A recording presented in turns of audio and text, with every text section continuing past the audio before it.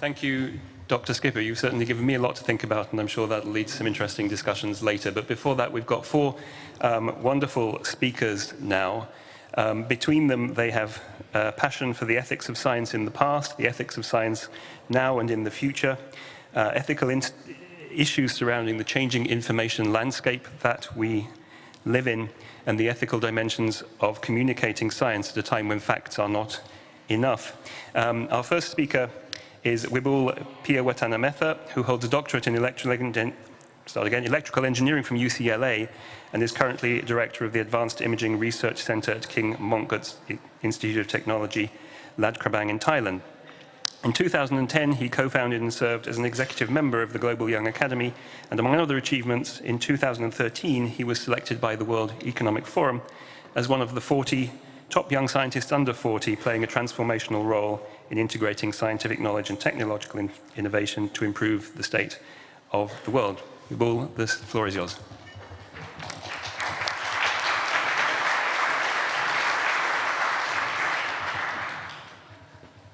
So give me a minute to try to find my presentation.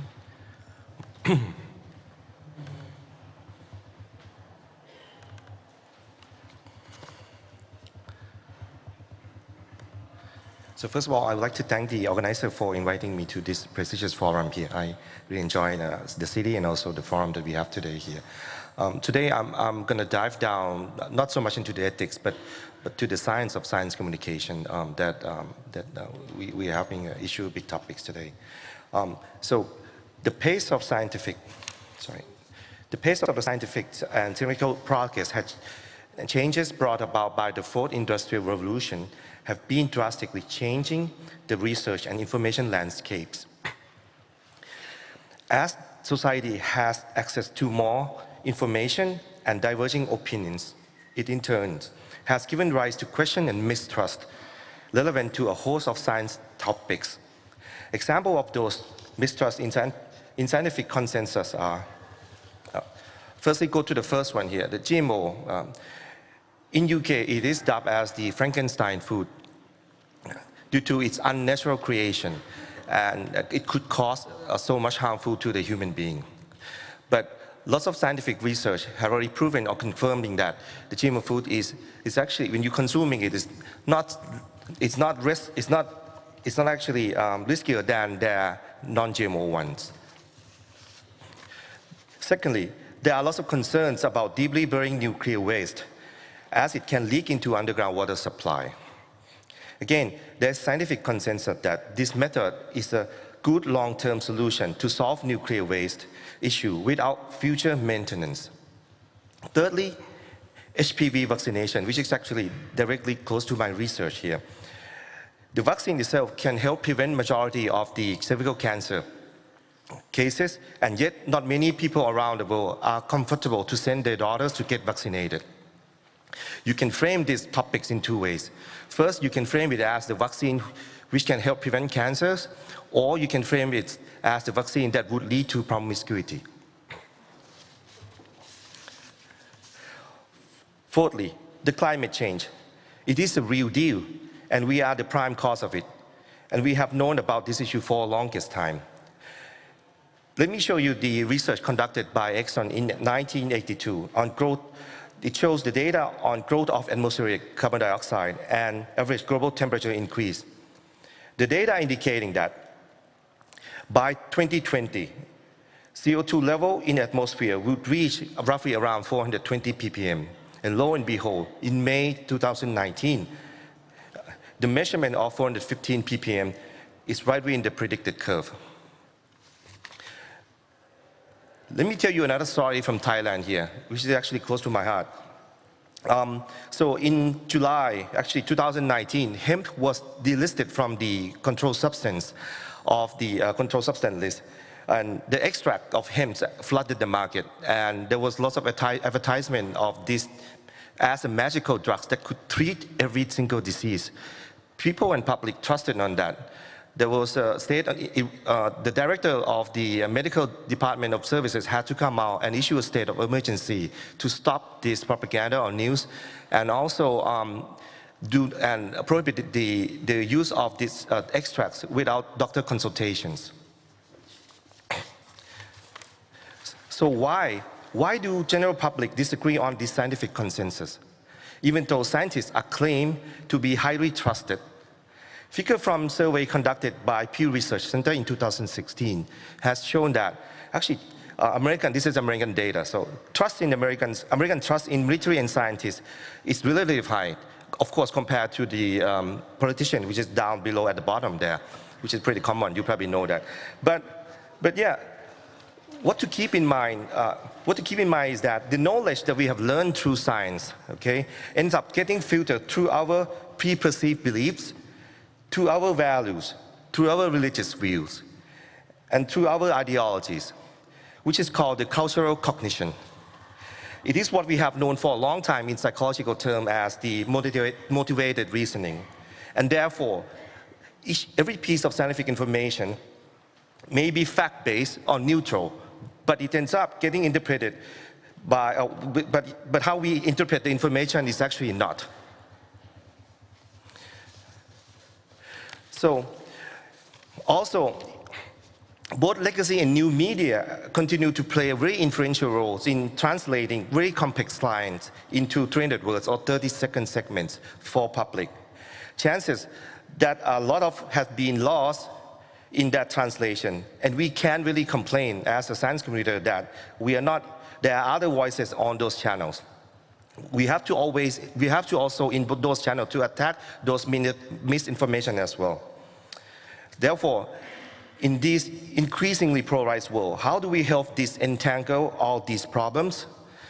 I have to say there is an uneasy task, but perhaps an adoption of the code of ethics. Actually, this one I found it earlier in January, developed by World Economic Forum, could help actually guiding us and help entangle some of these issues that we have here.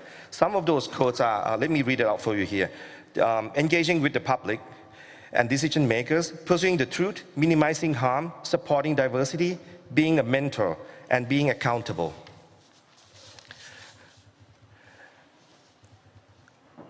Another ongoing effort to help grooming culture scientists from really early age by getting them to participate in fun events, such as the World Science Festival or Science Fest, can help them to understand science better. Thailand has a very similar event held every year. It's called National Science Week.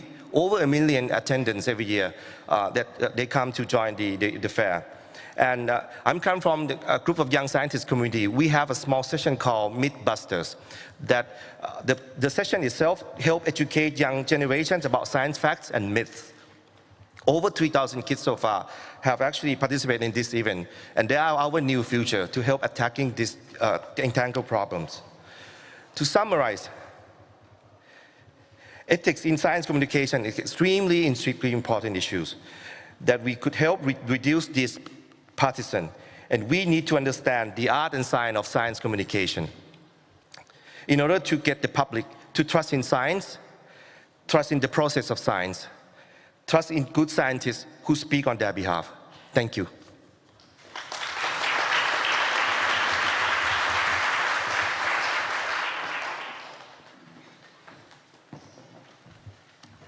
Thank you. I'd just like to add something there. Your data were from the States on trust, but if my memory serves me correctly, in Europe the picture is pretty much the same. The European Union has been doing surveys on public knowledge and opinions of science and technology for a long, long time. And what they show is that despite great efforts and increases in science communication, the same percentage of Europeans today think that the sun goes round the earth as did 30 years ago. So we're not actually changing their knowledge. But what we've got in common is that right at the top of the list come medical doctors, and the military doesn't appear on the European questionnaire, I don't think, followed by scientists in the public sector, followed by scientists in the private sector. Journalists, unfortunately, are way down near the bottom, and politicians are right at the bottom of the list. So it's the same pretty much on both sides of the Atlantic. Now, we have another question coming up. I'm not going to comment the question, but each of the speakers has posed a question for you to answer. So get your phones out and tell us whether you think that deeply burying nuclear waste is a good long-term solution to managing nuclear waste. And whilst we're doing that, I'd like to invite our second panelist onto the stage. Linda Nordling is, in her own words, a freelance journalist who writes about science, education, medicine and development, and the politics and intersections between them. She's based in Cape Town, South Africa. Linda, please come to the stage.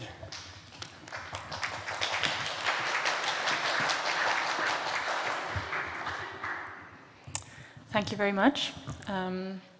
Good afternoon. It is an honor to address such an audience in such company.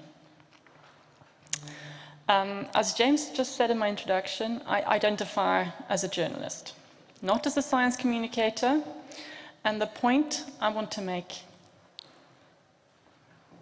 the point I want to make in this introductory statement is that those two terms don't mean the same thing, and they can't be used interchangeably. The other point I want to make is that there is a shift in power relations between the two notions that is throwing up ethical challenges that are relevant to this grouping in this room. Now, of course, science journalism is part of science communication. So is university public relations, children's science TV, scientist blogs, and I could go on. I've been a journalist for 17 years, 4 of them in the UK, the rest based in South Africa. In that time, much has changed in my profession. The internet and social media has kind of loosened our control as journalists over communication with the public. Newspapers and other media outlets are struggling to stay afloat. And in the US, a quarter of all newsroom jobs were lost between 2008 and 2018. Now, there's lots of statistics like that from all over the world. So this is happening everywhere. It's just that I found the statistic for America. Science journalism has suffered, as has many other specialist reporting areas. It's a difficult career, especially if you enjoy things like job security and the ability to one day retire.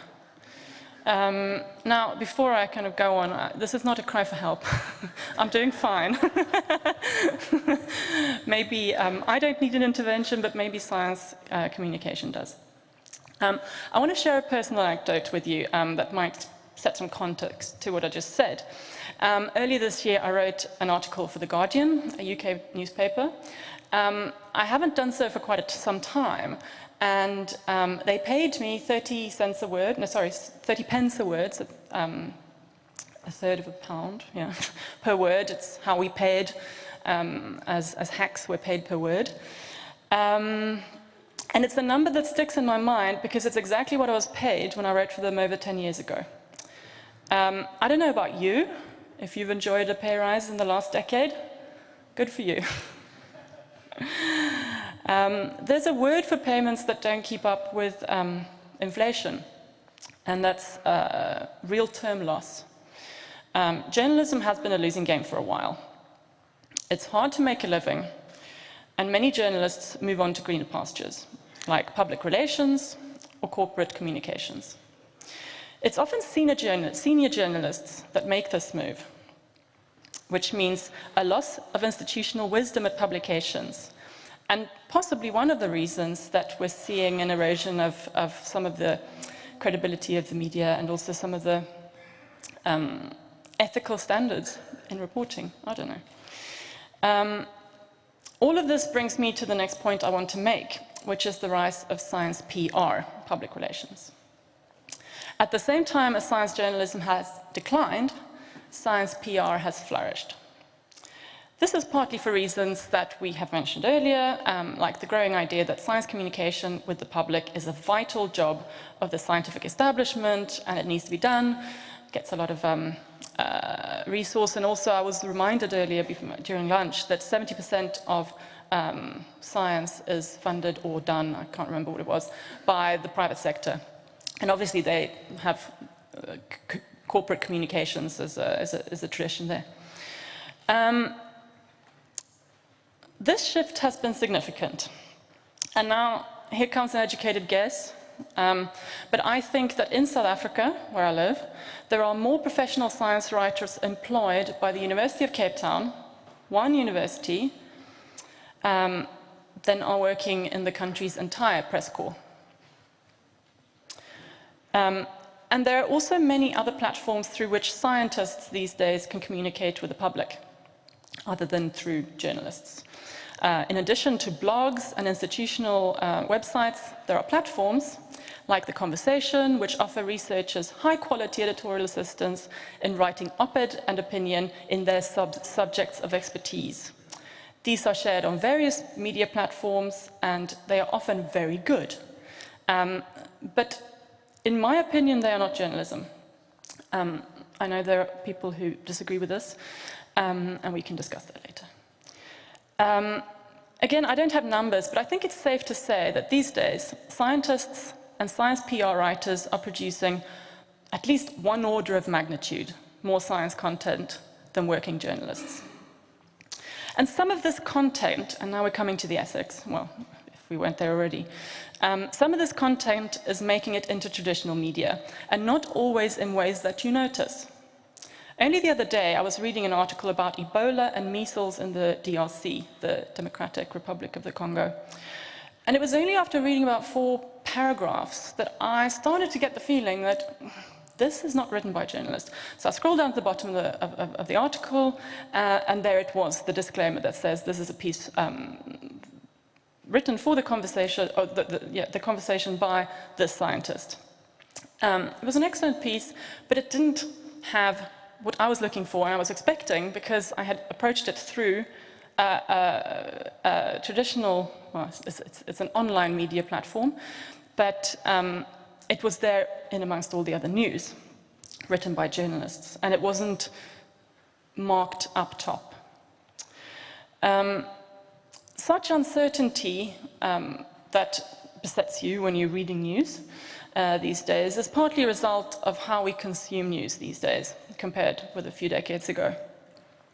Because if you open up a newspaper or Nature,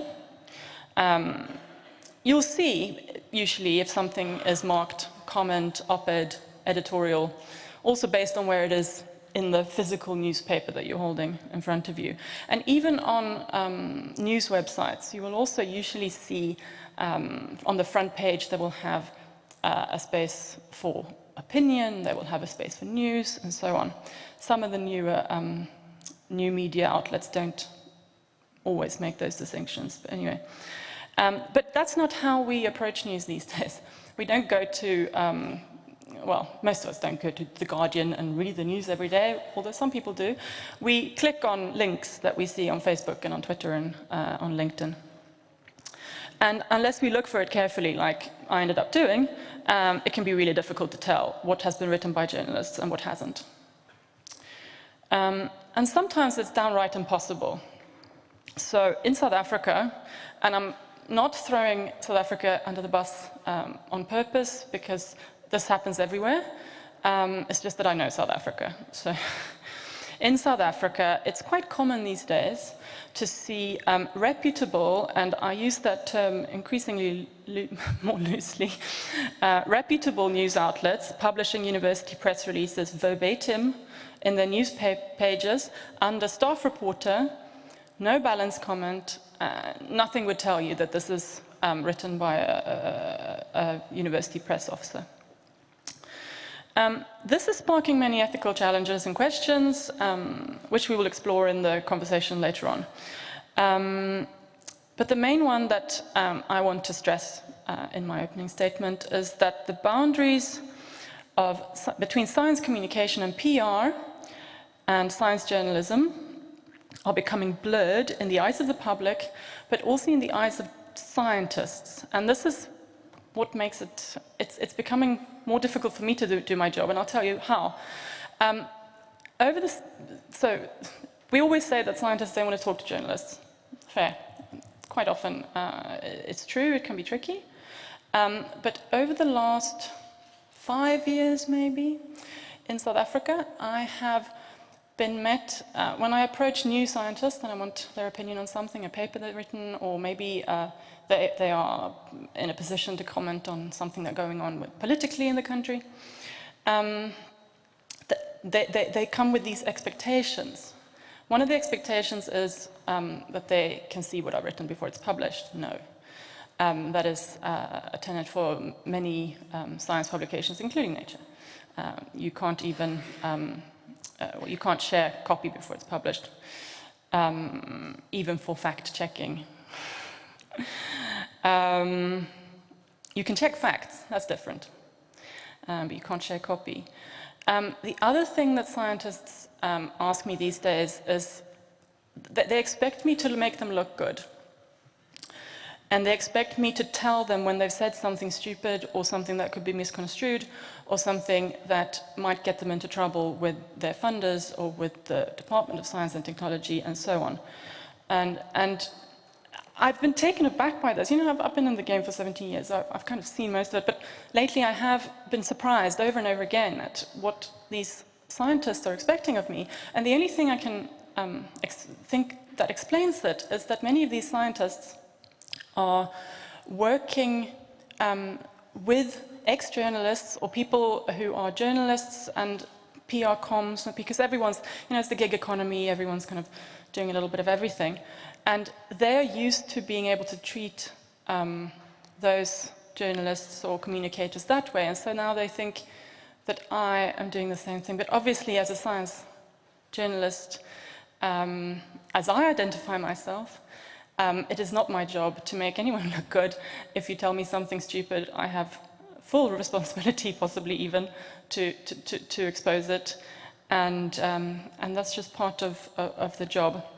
And so my closing statement after that kind of rant is that as science PR is becoming more powerful, because it is, you know, don't forget that I was talking about how science journalism and people like me are becoming fewer. It's important that we ask about the responsibilities of science PR and science professional communications, not just to its paymasters and to the scientists that these communications officers represent, but to society as a whole and to the integrity of science itself. Because it is all part and parcel of the same thing. And I'm going to end there and think we're going to move on, and then we can talk about it. and you can challenge me later. But thank you very much for listening.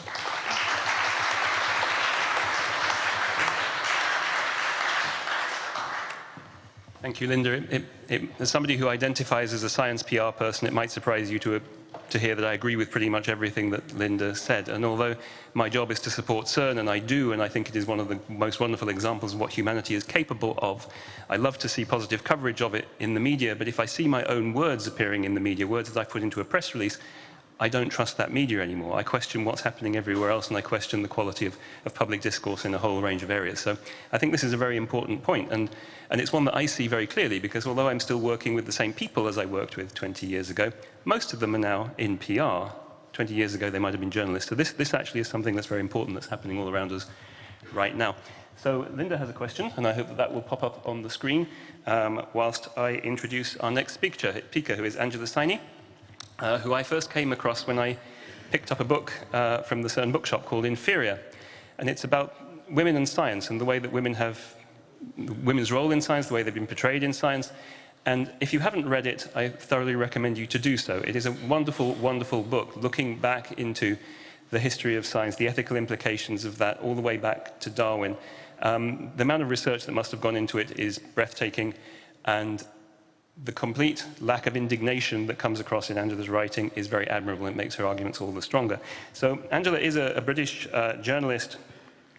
She's the author of 3 books: Geek Nation, which I haven't read yet, I have to do that, How Indian Science is Taking Over the World; Inferior, the one I just referred to, How Science Got Women Wrong and the New Research That's Rewriting the Story; and Superior, The Return of Race Science. She's also co-presenter of a recent BBC TV series on eugenics, so she's no stranger to science with strong ethical dimensions.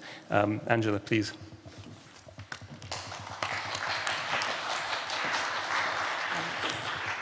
It's a pleasure to be here, and it's an honour. Thank you to the World Science Forum for inviting me, and it was wonderful to hear from Magdalena and James and the other speakers. I'm watching in horror at this, that so many more people disagree with Linda than agree with her. I am a journalist, like Linda, and I should say at this point that journalists, our goal in life, our aim, this is why we do this, is to speak truth to power. That is our job. As science journalists, our job is to speak truth to the power of science, to the industry and establishment of science, to scientists themselves who have so much power over our everyday lives in how we understand ourselves. And if we don't have journalists challenging and taking this antagonistic role towards the sciences, it is intrinsically antagonistic in some ways, then who is ever going to check and be a check on what the scientists are doing? The reason I think this is so important is because when you don't have that check, then things go wrong. And we know throughout the history of science, and this is what my work really focuses on, that there have been huge mistakes that have been made by scientists and researchers, some of them catastrophic, not least this assumption, for example, that stood for many hundreds of years that women were not the intellectual equals of men, which is one of the reasons that women weren't admitted to universities for a long time. Many universities weren't admitted to the scientific academies until the middle of the 20th century. That was a scientific, biological assumption that was imposed on women that then had a huge impact on how women were treated by society. And also on race. So my most recent book looks at race science, and for me, that is the perfect example of science gone wrong for a really long time. Here we have a body of work that posited that we are not one human species, that we are somehow different subspecies, that some people are more evolved than others, some groups are better than others, and that was used to justify this scientific assumption, which was reinforced by scientists throughout the 18th, 19th, and early 20th centuries, was then used to defend publicly and politically slavery and genocide, colonialism, apartheid, many of the worst atrocities of the last few hundred years. Scientists were part of that at every stage. It's only relatively recently that we've started to see a reckoning and an acknowledgement of just how terrible and brutal that history was. One of the wonderful movements I see happening around the world now is universities and institutions looking through their archives and starting to acknowledge that history, to look at that history and admit that actually, yes, scientists were involved in terrible ideas, not just morally wrong, but scientifically fundamentally flawed, and that they were used to prop up the abuse and mistreatment and unequal treatment of people throughout the world. One of these recent efforts was made by the Max Planck Institutes, which we know are one of the biggest employers of scientists in Germany. In its previous incarnation as the Kaiser Wilhelm Institute, there were scientists there, prominent scientists, who were actively involved in the Nazi regime's efforts around the Holocaust, who aided the regime in a very deliberate, conscious way. So my argument is, and I think there are many more examples, there are still mistakes being made now, there are still scientists who are not motivated necessarily by the pursuit of truth, but by other factors such as funding or personal prejudice or politics or whatever it may be. And that is what we need science journalism for, to make sure that someone is there watching what they are doing in the same way that political journalists watch what the politicians are doing. Now, for me, I was asked by James to think of a question, and there are two things I think that could really directly address the issues around ethics and mistakes that we see happening in science even now. One, I think, is for all scientists, at whatever level they are, whether it's the undergraduate level or whether older, to have a very thorough training in the history and context of the fields that they're studying. I'm quite shocked sometimes that in the UK, I studied engineering, and in the entire 4 years of my degree, I was only expected to write one essay on ethics, and I actually didn't get any training in that. I was just expected to do it, as though it should be able to come off the top of my head. it's just not good enough. When we understand the history of our fields, then we are less likely to repeat the mistakes that have been made before. And I still see scientists now repeating mistakes that have been made before, invoking ideas that are reminiscent of eugenics, or repeating tropes that should have died a very long time ago, dangerous ideas that should have died a very long time ago, but because they are completely ignorant of the history of their fields and of the context in which they sit, the political context in which they sit, they're completely unaware of what they're writing and how it can be misconstrued. The one surefire way to make sure that research is not misappropriated is to be cognizant of all the different ways in which it can be interpreted by the outside world. So that includes the history and the context.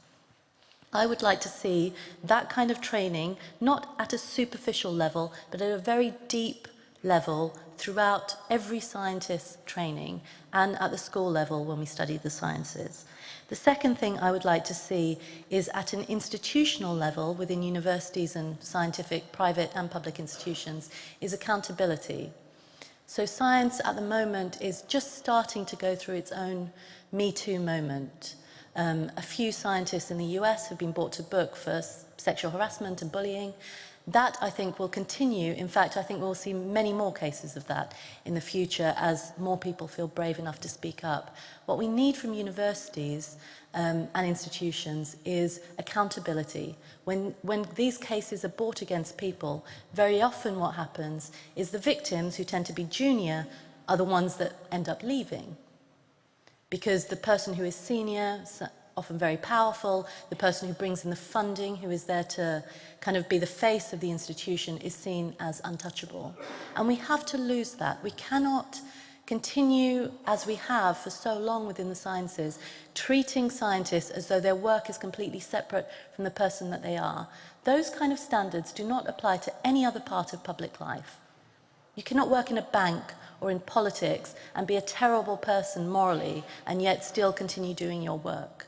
And I don't believe that scientists should also be able to get away with that. So if we have accountability and we hold scientists in their personal and public lives to the same moral and ethical standards that we hold other people in public life, I think it would be better for all of us.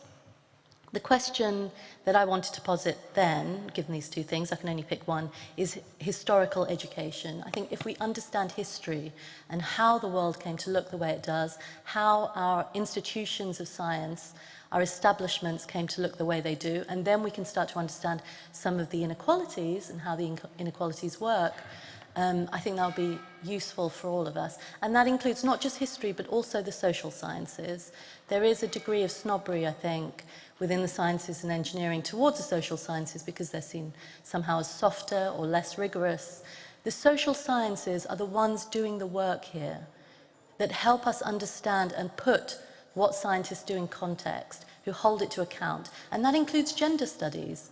If we didn't have gender studies, then trust me, there would be a large body of work within biology that would still be telling us that women are intellectual inferiors. So we need the social sciences to back up and support the sciences, and we need the sciences to support and back up what social scientists do. Thank you.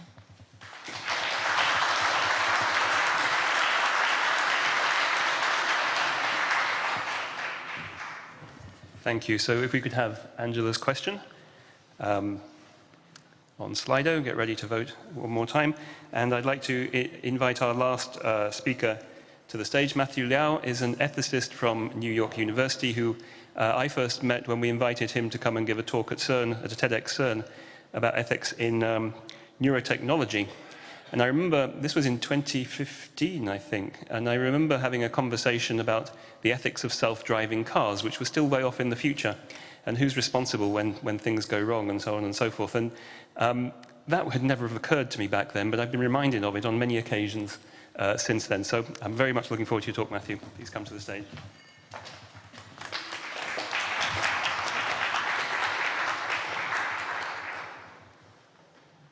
Let's get the slides up.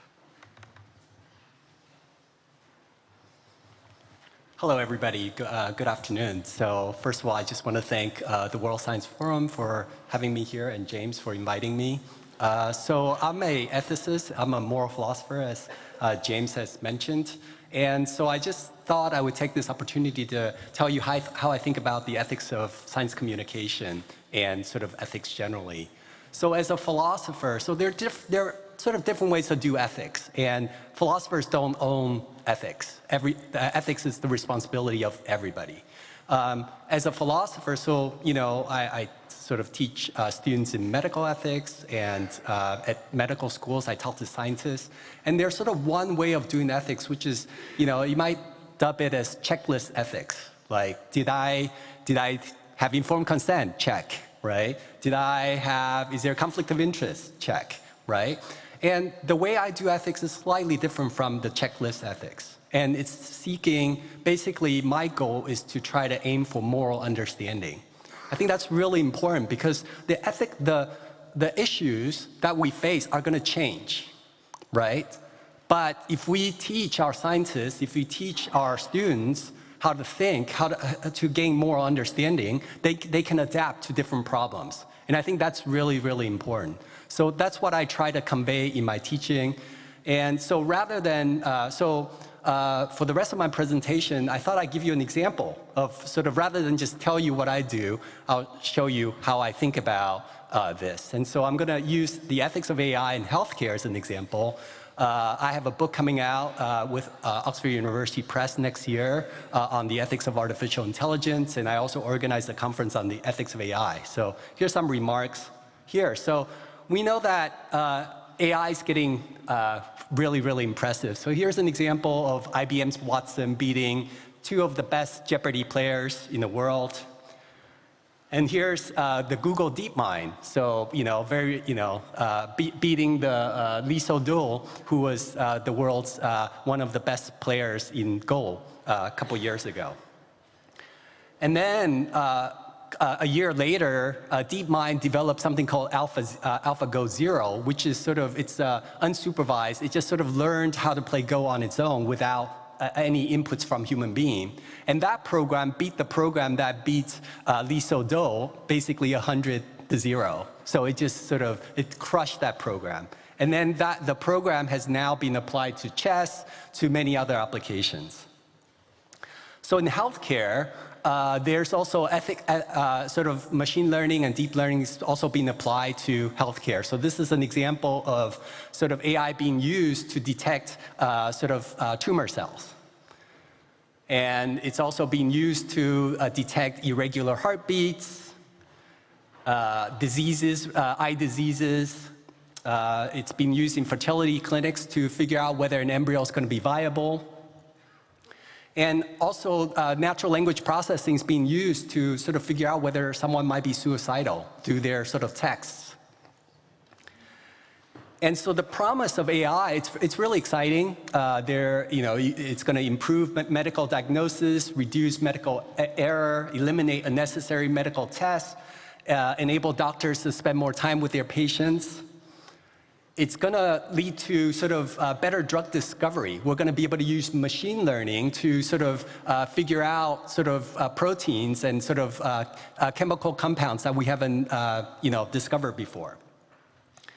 And potentially it's going to reduce healthcare costs. So I'm coming from the US where US spends about $3.5 trillion per year on healthcare, which is exorbitant. And so possibly by reducing administrative costs and other costs, we could sort of bring down some of those healthcare costs. Okay, so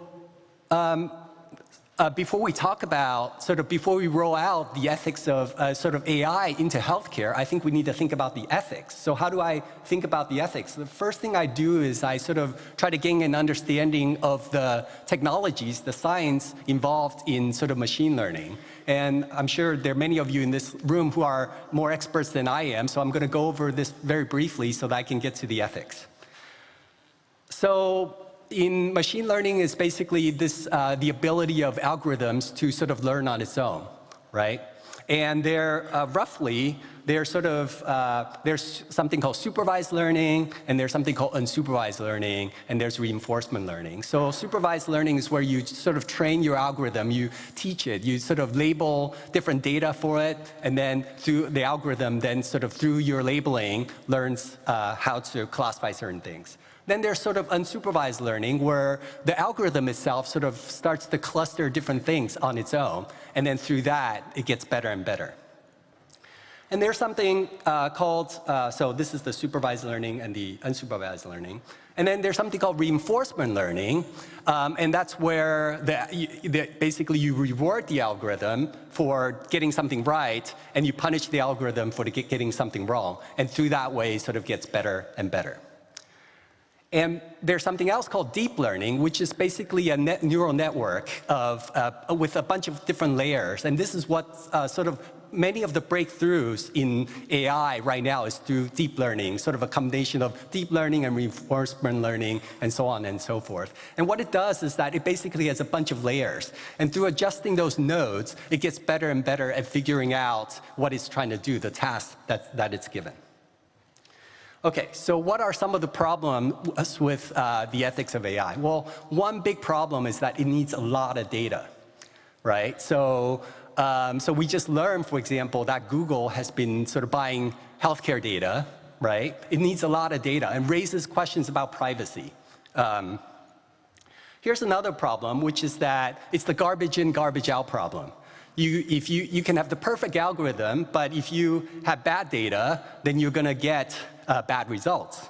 And a very prominent example is sort of in healthcare, right? So a lot of the data on healthcare, sort of in clinical subjects, were white male, and they ignored the women. And so it turns out that the dosing was completely off in many cases when it's applied to women. So another issue with sort of machine learning is when you have good data, but if you have bad algorithms, you're going to still get bad results. So you have overfitting problems, underfitting problems, and so on and so forth. So that's something that we need to keep in mind as we, as computer scientists develop algorithms. And then there's sort of this new, this is exacerbated by deep learning, right? Because it's basically these neural networks, and even researchers themselves have no idea what's going on with these deep learning, because they can be really complex. There can be millions of nodes in there. And so that raises questions about interpretability, explainability, and trust. So here's, so this says, this is your machine learning system. Yep, you pour data into this big pile of linear algebra and then collect the answers on the other side. What if the answers are wrong? Well, just stir the pile until they start looking right. And that's kind of, that's kind of close to what, that's what's happening in many cases. Okay, so here you might think, well, look, if the deep learning is just, if these machine learning, if they're just getting the cases right, who cares? Like, if it's accurate, who cares about interpretability? Who cares about explainability? And so I just want to, there are a lot of things to say here, but I'll give you one thought here. It turns out that it's not so simple. There's something called generative adversarial networks. And so one example of this is sort of, so these deep learning systems are really good at classifying images. But it turns out that if you take one pixel and just turn it from black to white, it'll totally misclassify the image. So if you look at the top left, that's supposed to be a ship. But you just take one pixel and you turn it into white, it now classifies it as a car with 99.7% confidence, right? And this has been replicated also naturally. It's sort of it's called the one pixel attack. And here's another even scarier example. So it's the panda. So you see on the top of the panda, and then the researchers were able to apply some sort of, just some sort of filter through it, and it's totally imperceptible, right? The resulting image is still a panda to us, right? But for the deep learning, for the machine learning, they classify as a gibbon with 99.3% confidence. And so these are the type of algorithms we're now deploying in the wild. We're sort of using it in healthcare, we're using it for self-driving cars, we're using it for autonomous weapons, and we just, as an ethicist, I cringe. I think this is really scary. We need a better way of sort of dealing with these algorithms. We can't just sort of have these type of algorithms running around in the wild. So I just want to leave you with the thought. So this is a self-driving car. It sort of got into the accident in Arizona. So what should we do? What should we do about the problem of sort of machine learning and sort of this deep problem where the machine learning algorithms are not learning the underlying structure, the deep causal structures of the world? Okay, so it turns out that we might have a framework for dealing with this. So in the case of drug discovery, right, we have a whole set of clinical trials, at least in the US. They're sort of the 4 phases. You test it for safety, you test it for efficacy, and so on and so forth. Should we have something similar in the case of algorithms, especially novel algorithms that are going to affect people's well-being? It seems like we shouldn't just let companies take these algorithms and just test them on streets. Like maybe we should sort of slow it down and sort of do sort of clinical trials like with these algorithms. I mean, the downside of that is, of course, that the innovation is going to slow down a little bit. So that's a trade-off, but it's a trade-off that I think we have to decide, because right now, as with the generative adversarial network and all these other things, you can see that there are a lot of algorithms that are not really safe to be used. Thank you very much.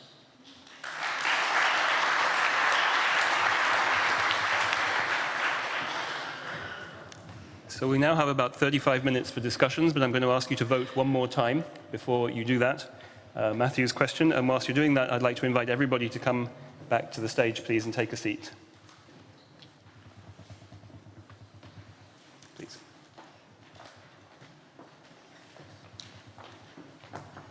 So should we regulate novel algorithms the way we regulate novel drugs? There we go. Now, depending on how time goes, I might ask you to vote on some of these questions again at the end, because I think it'll be interesting to see if we manage to sway your opinions in the next 35, 40 minutes or so.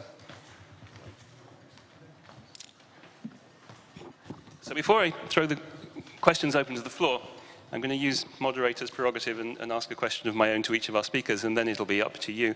So I'll start with Magdalena, and thanks for what I found to be a very fascinating and eye-opening insight into the workings of nature. I'm sure that I learned a lot. I'm sure everybody learned a lot about that here.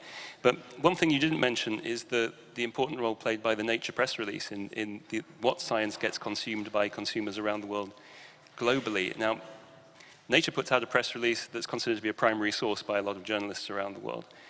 It's very influential. Getting into that press release is like gold dust for people like me, because that guarantees you coverage. But what's the ethical responsibility of having such a big role in the science that gets consumed further downstream from Nature? Thank you. Thank you for this question. I mean, the role, of course, that these press releases from Nature, but any press release actually, is really important and has to be taken with great care. There were some really interesting comments made earlier about the blurring boundary between journalism and PR and sort of associated issues. So I can tell you from working closely with our press officers that it's a responsibility that they take very, very seriously. It's really interesting to see that on occasion, and I can think of one specific example which will probably make you laugh because many of you will recognize it, but on occasion there are nuances of a study which are left off, for example, from the title of a study or even the abstract. Usually it's in the abstract, but it may not appear in the title. Nevertheless, a detail which is instrumental to the degree with which you can interpret a study. Those details are emphasized in a press release because it's so important for us to bring it to the fore. And often it's our press office who will actually prod and poke the authors and the editors to bring out all of the context so that when the reporting is done, it can be immediately, the journalists who read the press release have as much context, as much of a balance as possible. And so the example I'm thinking of is, if a study is done in mice or in humans, right? It's a biomedically relevant study. So we endeavor for most of these studies to say in the title that they're not done in humans. On occasion, that gets left out for various reasons, but that's one of the examples that always gets brought up in a press release. So yes, really important ethical considerations, but even more broadly speaking, the responsibility and that accountability that also Angela spoke about in the context of press releases, I think is very important. If I may just add one more comment, one interesting thing that I know my colleagues who work in the press office are very concerned about, especially in the context of biomedical studies, is the prevalence of journalists reporting on preprints. Because, of course, not only are they not peer-reviewed, but they also take information straight from, effectively, a draft of a scientific paper.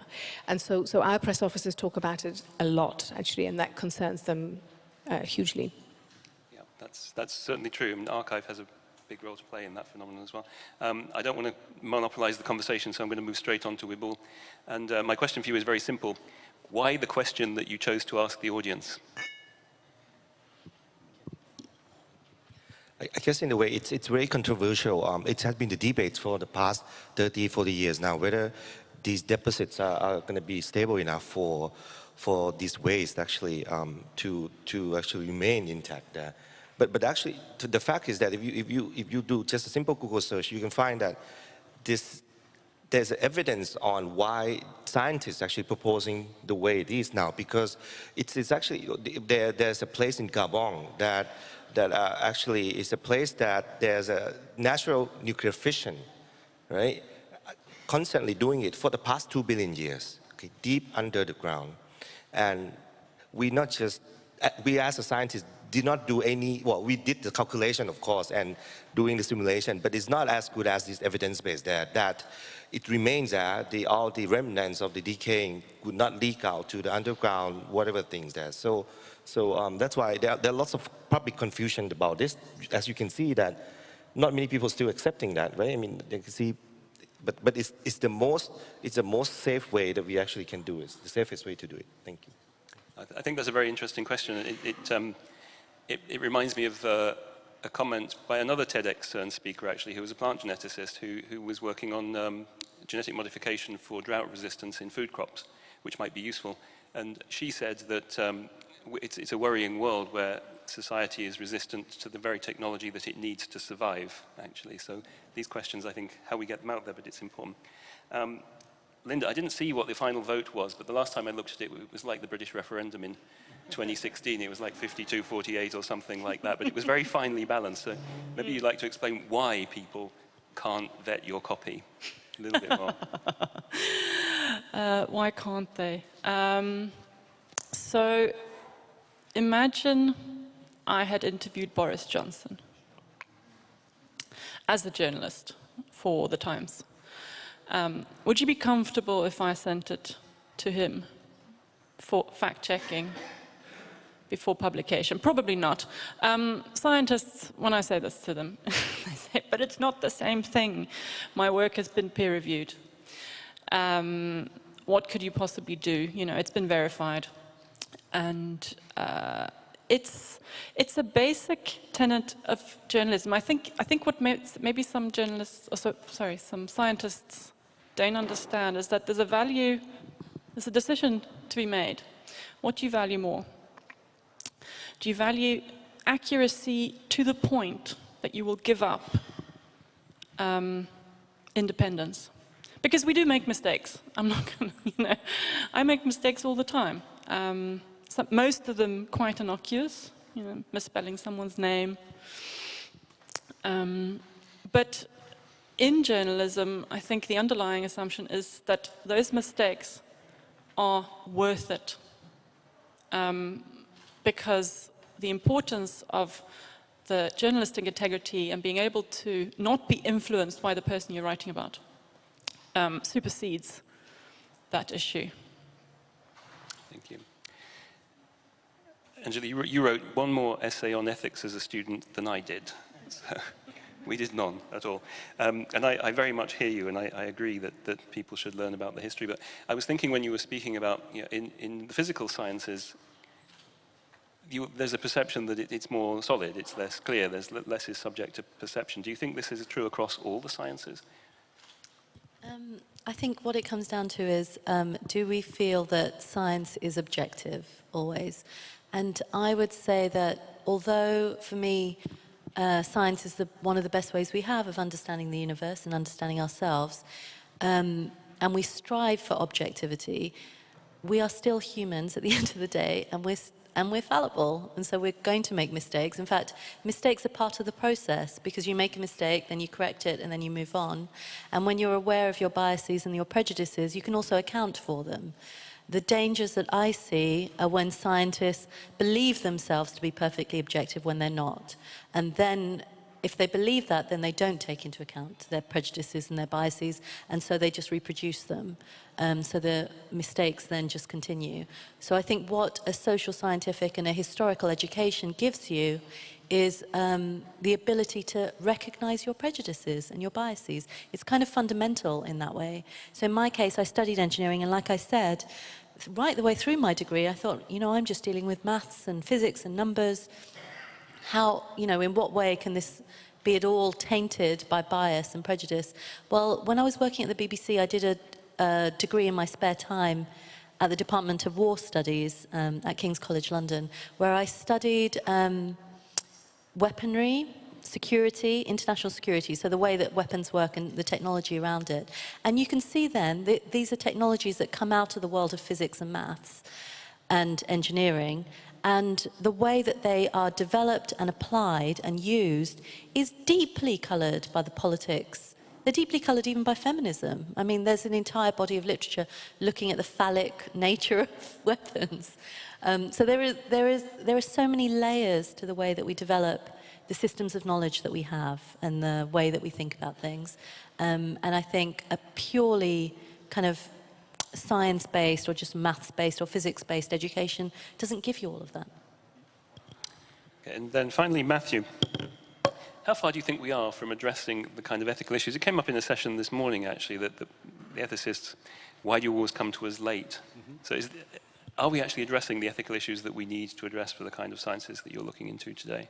So the short answer is sometimes not quickly enough. I think ethicists need to be much more proactive in anticipating and addressing the issues that arise. But the other thing I want to say is that I think it's sort of advantageous for scientists to work with ethicists. And part of the reason is that I think there's a sort of a panel on funding.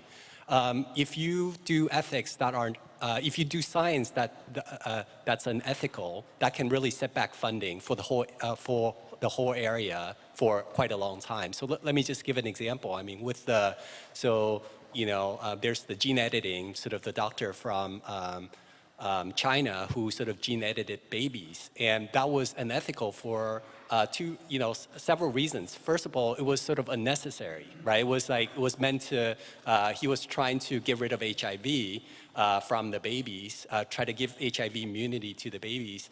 But the problem is that he did something called sperm washing. So once you wash the sperm, the chance of the babies getting sort of HIV is basically zero. And so there's no ethical imperative to do this procedure anymore. So it's just basically imposing risk on the embryos. And the other is just that the science is not quite there yet.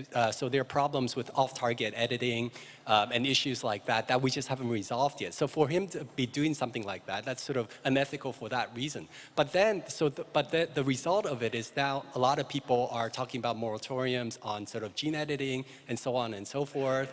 Research funding, people are scared to sort of fund research in this area. And that could be very problematic because so my personal view is that gene editing has to go forward. There are sort of a lot of things we need to figure out. There are a lot of diseases. There are a lot of issues that we need to deal with, and we need to sort of figure out the process of gene editing. And so by working with ethicists, by making sure that your science is ethical, I think that can sort of really, they can work together and sort of facilitate science. So I'd like to open up to the floor now. I think there are microphones in the room, so let's take some questions. There are lots of hands. Let's start with one at the front and one at the back. So maybe one here and one there in the middle. Let's go. And maybe we'll take a couple of questions and then we'll get the answers and then we'll do another round and keep going until we run out of time. So, please.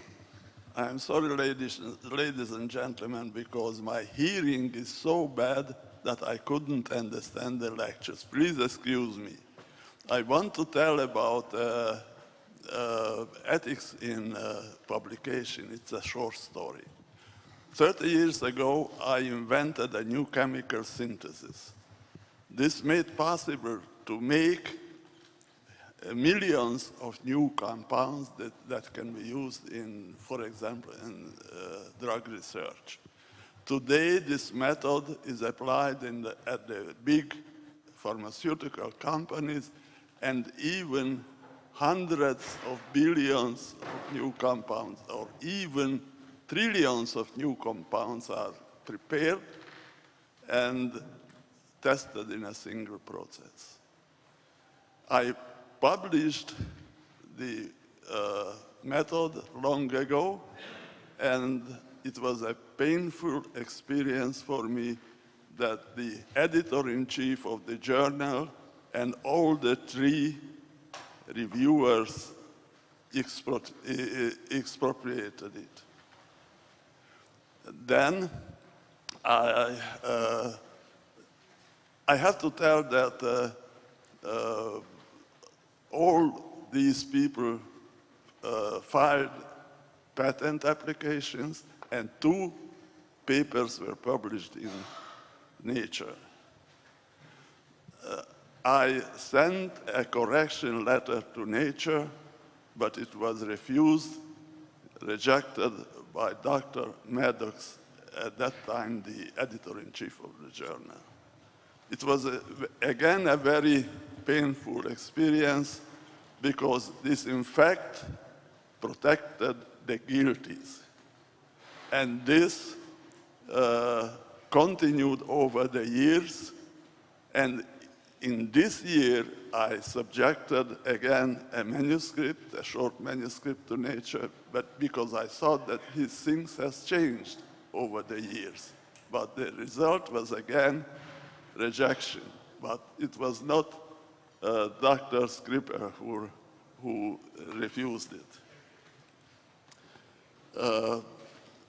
The editor-in-chief who is responsible for that is now the member of the ethical committee of the American Chemical Society. You imagine that? And another person is a distinguished professor at the University of California, Park Davis. And what remained for me are the hundreds of unslept nights and the possibility to publish the story at the Predator journals. Thank you. Thank you for that. I'm not sure we can ask Magdalena Skipper to respond unless you want to, because it's very historical and it's a very specific case, and I wouldn't expect you to have that in your head right now, but it's an interesting story, and I'm sure we can all learn from it. So can we take the next question, please? Thank you very much. My name is Connie Shemireire. I'm from the Global Young Academy, and very enlightening talks, ladies and gentlemen. I'd only want to know from any of you regarding our theme, science, ethics, and responsibility, and focusing on responsibility in particular, what your thoughts are on the responsibility of scientists to communicate their science to the public. Because I really appreciate that, of course, journalists keep us honest and do a professional job, but we are increasingly being asked to communicate better with the public and so on. So what are your thoughts on this? Can we take one more, and then we'll come to you, and then we'll answer these 2? Okay, I actually would like to add an ethical issue here. Okay. And this is to the AI. It takes, to train one algorithm, it produces as much CO2 as 5 cars produce in their lifetime. What is the problem for the ethicists here and scientists? Okay, so we have two questions. I don't know, the responsibility of scientists. Would anyone like to comment on the responsibility of scientists to communicate their work? Since I have the microphone. So my position on this is that I always encourage scientists to communicate the science to the general public. And the simplest reason I give for this is actually what we heard at the very beginning of the session. The general public trusts scientists as a profession. And so if we want to engage general public in science, want them to trust in facts again, then why don't we capitalize on that trust that the general public has for that profession, and therefore communicate the work that you, active scientists, do. So that's my position on it. And for me, actually, I'm not the science communicator by professional. I'm a full professor in biomedical engineering. But well, I foresee that in my home country, Thailand, we don't have such a great science communicator. And I see some of the articles that are coming out from, sorry to say, the science communicator as a job. It didn't come out right, and I feel very frustrated. So 10 years ago, actually, I dived now into this field and tried to translate lots of difficult subjects and publish into scientific basic newspaper or some local languages so that they can actually understand better. So I feel it's my responsibility, even though I do so much work in, let's say, cancer research and also deep learning as well. But I see it necessary for future generation to understand science better, because I've seen so many bad things happen to my own country. I want them to use science as the holy grail to guide them to anywhere that they can go. Thank you. Thanks. I don't know anything about algorithms and CO2, so I'm going to pass that up the line. Connie, on your question to do with should scientists communicate their science? So again, I have a fairly narrow point to make on this, which is to do with talking to journalists. And it seems to me sometimes that scientists think that it's optional to answer questions about their research that has been publicly funded. And I think that is not a tenable stance to have. If your research is funded by taxpayers' money, then you have a duty to answer when I call you. And you can always say, look, I don't want to talk about it, but you better have a good reason. I think I agree. It's so important, I think, for scientists to engage with the public, especially now in an age of misinformation and disinformation, when lies spread faster on the internet than the truth.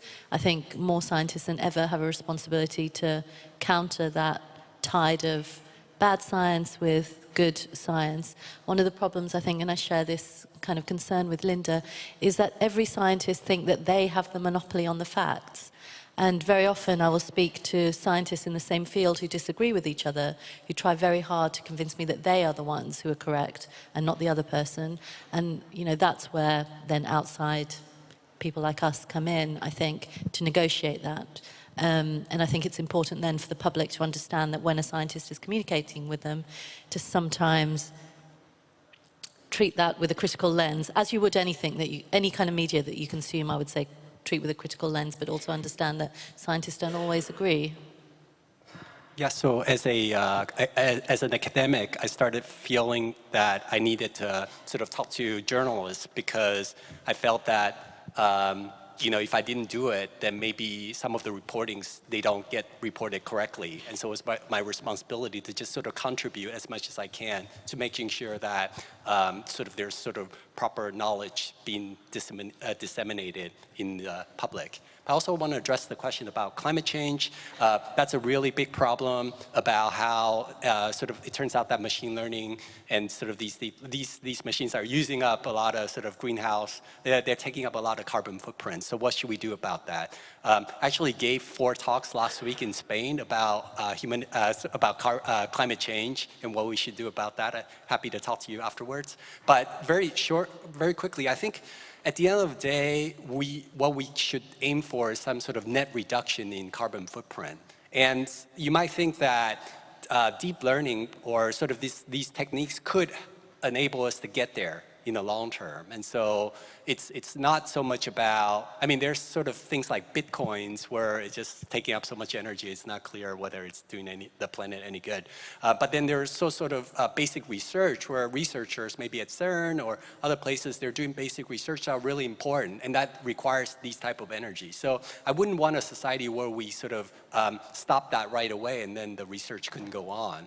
But I think that being cognizant of the issue is very important. So thank you. Thanks. Just another comment to the question about responsibility. Should scientists communicate? I think science should, and I think that some scientists have an aptitude for it, some don't, some have a wish to do it, some don't. But those who do it, who have the aptitude or wish to, should be trained, and it should be recognized in their career structures as something positive for science, which very often is not the case, but that's another topic altogether. There are 2 microphones in the room, so we'll take one here, and then we'll just redistribute the microphones then. So you 2 next, but let's start here. Yeah, thank you. Thank you for the very interesting talk. I wanted to come back to the question that you asked, you know, for scientists to be vetting journalists' content. So I'm an astrophysicist working in the exoplanet field. So from time to time, we have like a planet in the habitable zone that we discover.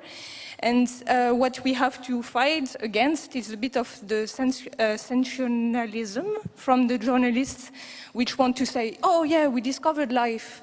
And so personally, I like to be able to vet the articles that journalists write to fight against that.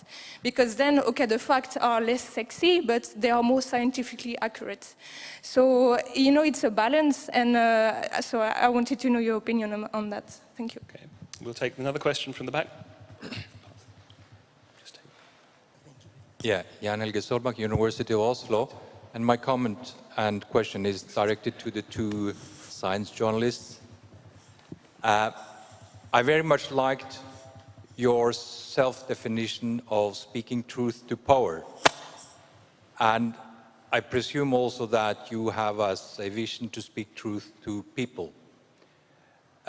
You mentioned the Me Too problem also in academia. What puzzles me is that, as far as I know, no science journalists have addressed the forms of harassment that is much more prevalent in academia than sexual harassment, that is intellectual harassment.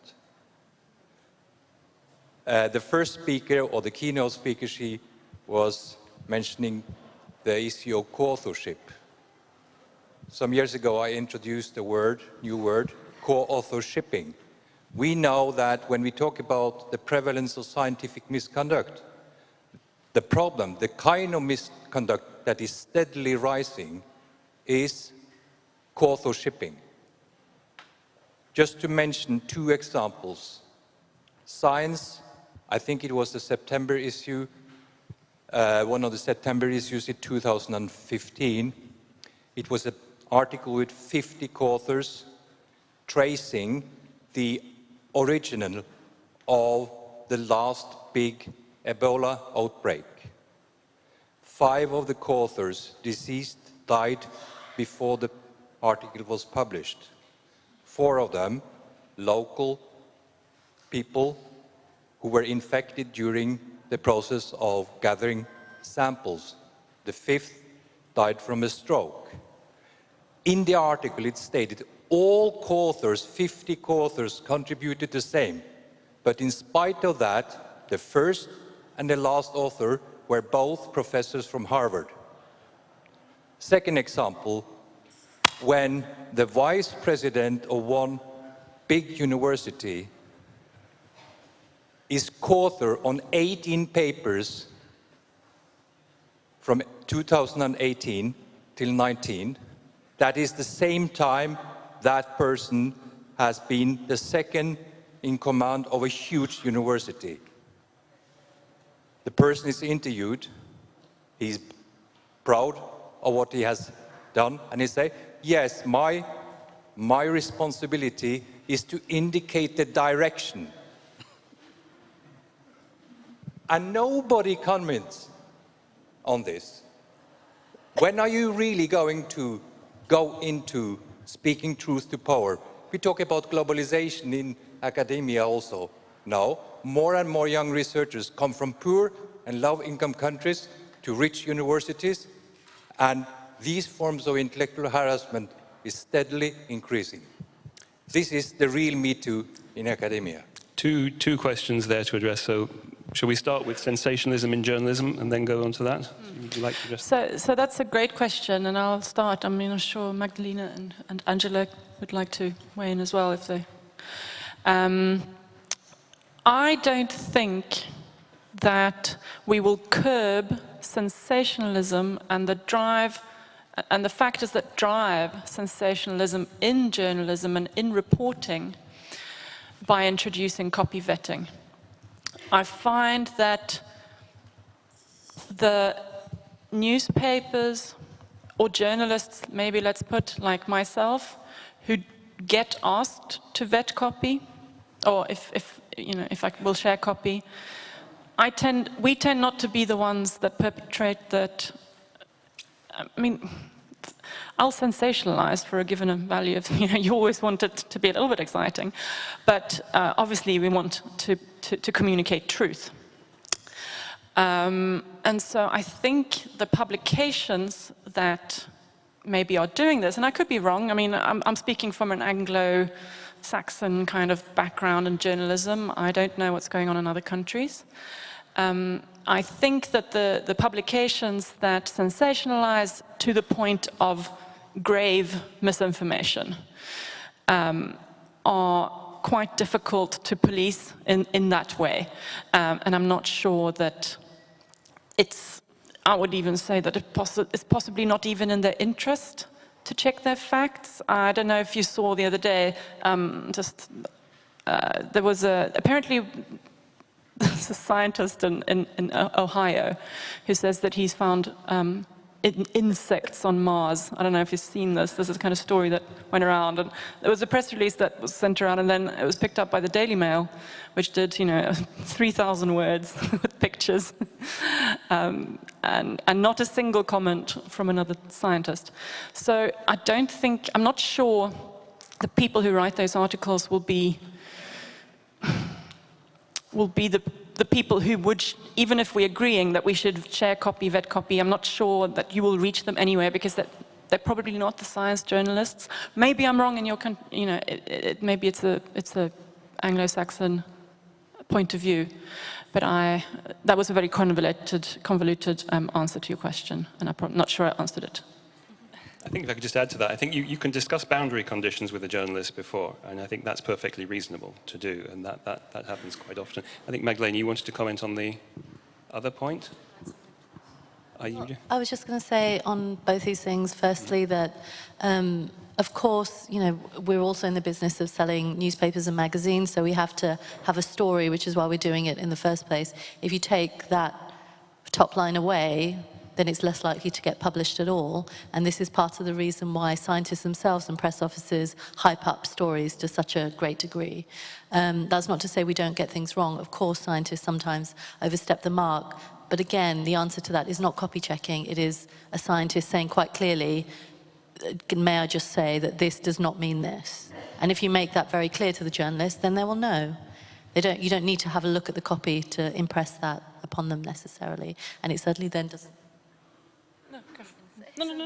It certainly doesn't cross ethical boundaries. And on the other question, I mean, I wouldn't like to get into a game of saying which form of harassment is worse than another, because just because sexual harassment is not a big issue for you, that doesn't mean it isn't for the person who's getting sexually harassed.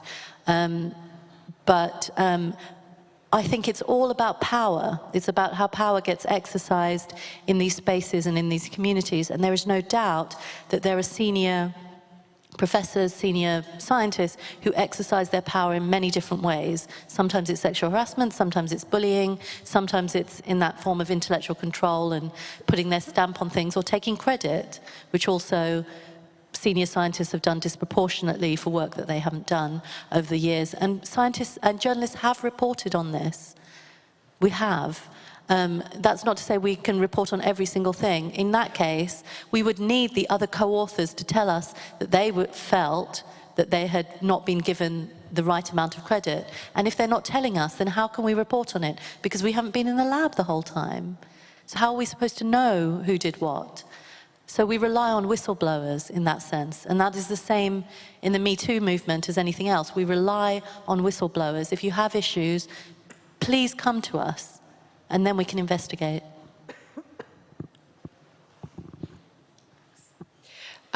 So thank you for that comment about effectively ethics of authorship. I mean, you put it very dramatically, it's intellectual harassment, which I found an interesting turn of phrase. I think ethics of authorship are really, really interesting. Increasingly, I mentioned citizen scientists as being authors. Think back to the time when there were all sorts of contributions to scientific papers that were not contributed at all. We can all think about scientific colonialism, for example. Data collected in some countries, used by researchers in other countries without even an acknowledgement, let alone authorship on those papers. I think this is a very important issue.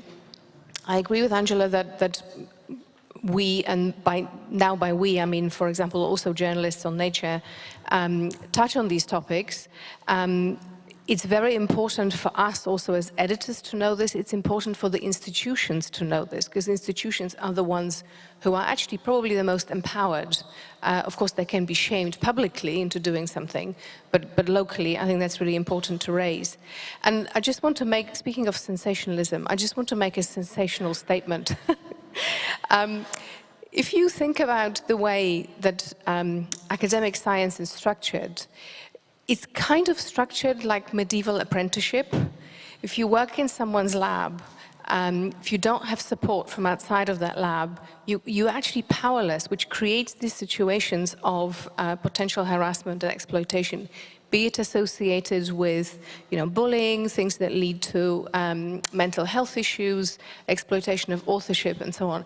I'm just going to make that over-dramatic comparison, but it's interesting to compare that to other contexts in which people work, individuals work, where I think they have more support than in academic setting where research often is done. Thank you. So there were 2 questions at the front. There's a microphone there. There were 2 questions in the middle, and there are still hands going up all over the place, and we're really running out of time. So I'd like to ask you to frame your questions very quickly, and then I'll ask the indulgence of the organizers to let us overrun by a few minutes. You have already decided what you want me to say. How long I want to say it. It's important to let me frame the way I feel it. Communications in science and science journalism is completely different. Communications seem to be self-serving. An institution like you work for, you have a communication. A discovery comes out. They tell this communication guy, go and say how it is related, how good we did, what we did. But if a journalist comes from outside, we'll ask more questions. How did you do it? How much money did you put in? How the government money went into it? Yesterday, Stephanie gave a presentation on the issue of funding on this drug discovery. And you realize that a drug is discovered, they put a lot of money from the government. When it comes out, it's so expensive. Because why? Everybody will say, oh, you did a very good job, we did this research, we did this and that. Because there is no journalist who came around and asked some of the questions, investigative reporting, questions. These things is missing completely. So I would like to, science communication has become like the weatherman or weatherwoman. They come and say, we did this, and that. This is what we produce, this is what we produce, this is how good we are. But how did we do it? Relevance, funding, this issue should be at the center of communicating science and leading with the society, with the people. I'm going to finish by just doing a comment, personal comment, if you allow me.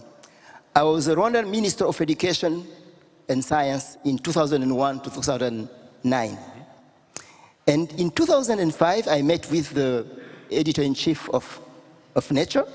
They wanted to support the Rwanda for science education.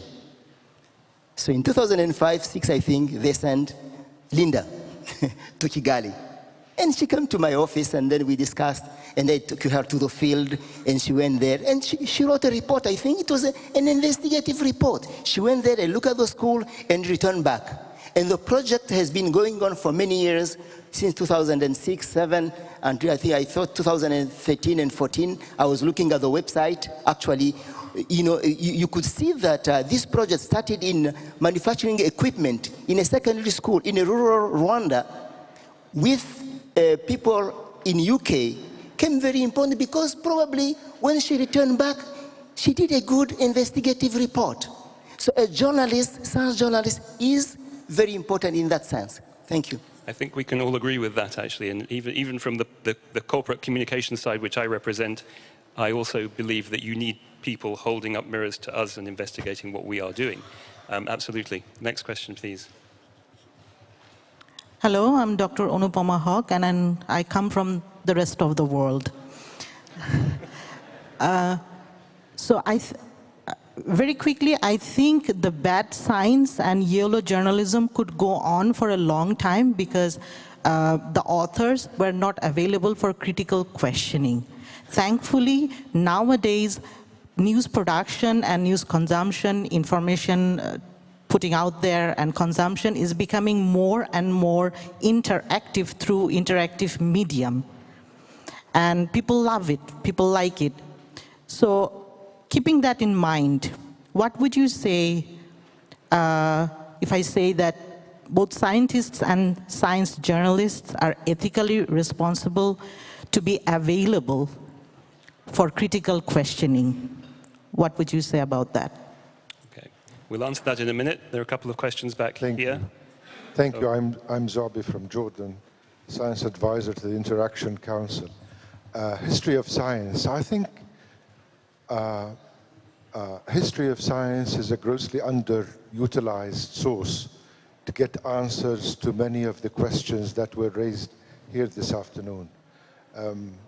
The logarithm or algorithms that were talked about actually belonged to the guy by the name of Al-Khwarizmi, who lived in Baghdad in the 9th century. So we're talking about a gentleman who lived 1,300 years ago and mentioning his name in a different context. I think the value of history of science can be a positive influence on the way we perceive science and practice science. It tells us that science is universal and transnational, and a scientific discovery in one civilization or country or culture would eventually become a universal asset that we all utilize. That's critically important to realize today in this age of populism and ultra-nationalism and so on and so forth.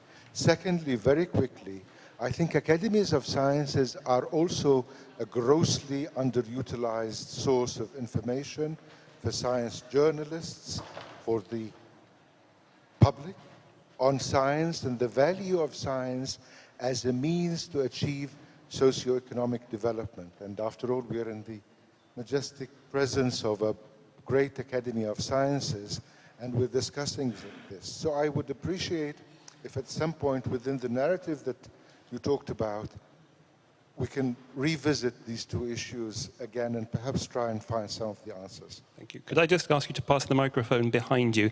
And I'm afraid this will have to, there are lots of hands, but this will probably have to be the last question because we are over time. And then we'll answer these last three. Thank you very Sorry much. to those people whose hands were up and I didn't come to. I will be short.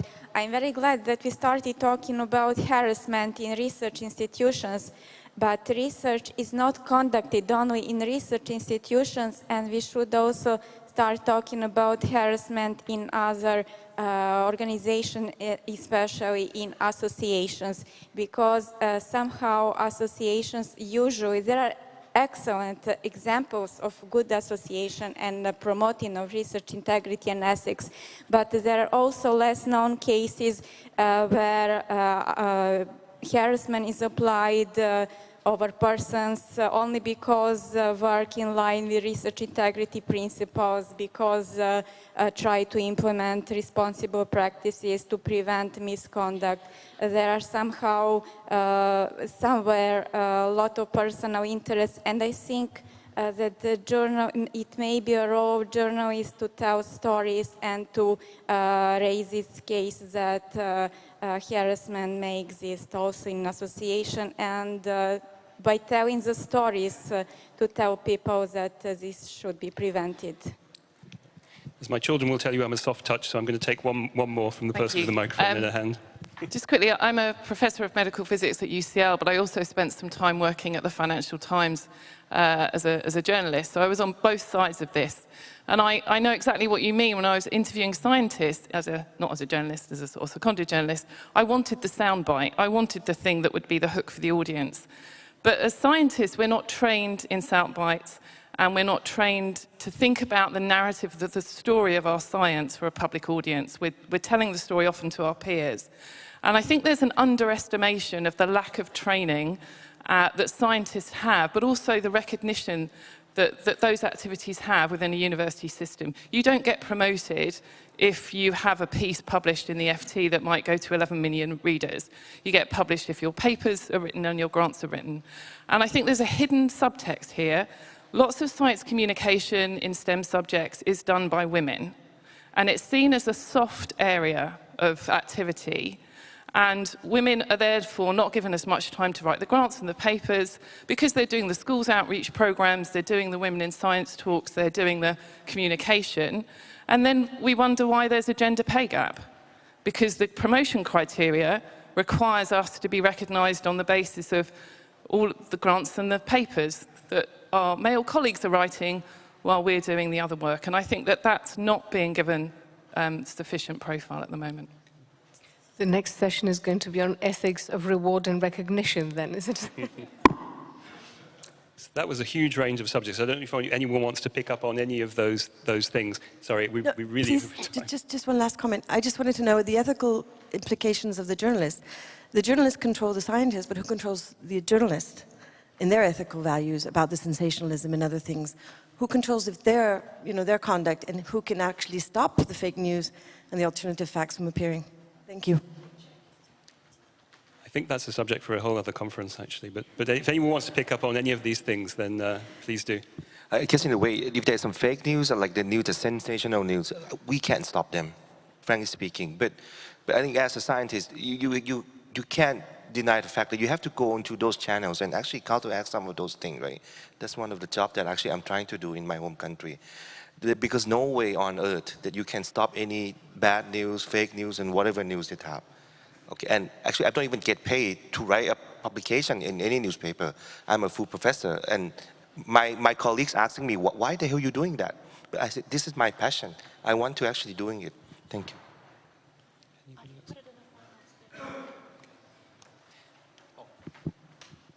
So as an academic, I've spoken with many science journalists, and I've sort of experienced both sides where there's some journalists who have said, no, you can't see, the final product, and others who share with me. And so I'm okay with it either way. So there's there's one thing that some journalists have done, which I thought was really helpful. Basically, they've given it to me, and they sort of said, the only thing you can change are sort of if I got some facts wrong. And I thought that was very helpful. That was so there was a sort of prior agreement. You can't change anything else, but you can, if there's a factual mistake, please correct that. And I thought that was fair. So I don't know what you guys think, but. Yeah, I've certainly done that in my book writing when I have chapters which are very long. I've sent little chunks of sentences with facts and said, you can suggest corrections to the facts if they're incorrect, but they're only suggestions and they're only to the facts, and that's it. And people are generally willing to accept that. I did have a big argument once with a guy who invented a new kind of microscope, and I wrote a profile of him for Science, and he called me on the phone because I wouldn't share the copy with him. It's a profile of him as a person, so it's really, it had to be a bit critical as well as, reflective on his work. And he shouted at me and said, it's my story. And I said, no, actually it isn't. It's my story. And I think that's what I think scientists have to understand. The story does not belong to you. It belongs to us, and we're writing on behalf of the public. And in fact, because he was refusing to engage with me and correct any of the facts, one of the numbers that he gave me was wrong, and we had to print a correction afterwards because he wouldn't then engage with me. And then a week later, after talking to his colleagues, he apologized. I've just been informed that if people do have more questions, we're going to continue in the concert hall. There's a press point, and you're welcome to that straight after this session. So I'm going to ask each of our speakers to say in one sentence, what is it, the one thing that you would like people to take away from this session, and then we have to wrap up. Okay, I'll start. So I wanted to also underline that you can talk to journalists about your concerns about how they represent you. So, and you can do that in many ways. I think sort of asking to check facts, or I can just send you the facts that I put in bits. There are ways. So don't be afraid to ask, to not negotiate, but ask if you're worried. I have many things to say, but.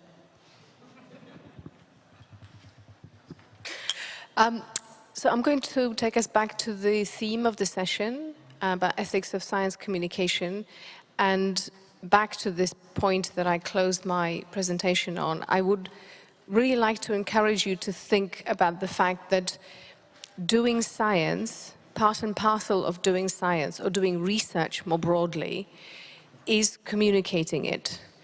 So you don't, and whether you do it to the public, whether you do it to your colleague down the corridor in the institute where you work, or whether you do it at a scientific conference, all of that is communication, and that is part of what you do as you do research. So when you think about research ethics, part and parcel of that is thinking about communication ethics.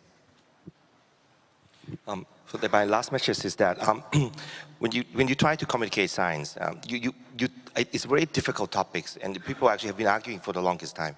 But again, I think the lack of that is actually going to be the beneficial if you actually start to understand an art and science of how to communicate proficiently and effectively.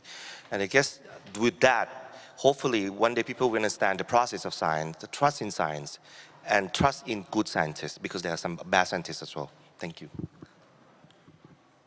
Well, I would just say that, again, going back to the theme of this, ethics and responsibility, the problem that we have with the way the science is done at the moment is that there are people with disproportionate power. And I think this is what it goes back to ultimately again and again, which is that the structures and incentives around the production of science are not conducive to good practice always. Sometimes they are, sometimes they're not. And perhaps we need to rethink the structures. So my last comment is, I think a lot of the science that's being communicated have ethical implications. And I think it's important for the scientists to recognize that, what they do have broader implications for the society, and to try to understand what those implications are. And so they have a responsibility to both share that knowledge in a truthful way, but also to communicate that. So thank you. For me, what this session shows me is that this is an area ripe for discussion. We could have gone on for hours, but unfortunately we can't. So please join me in thanking our keynote speaker and our fantastic panel. Thank you.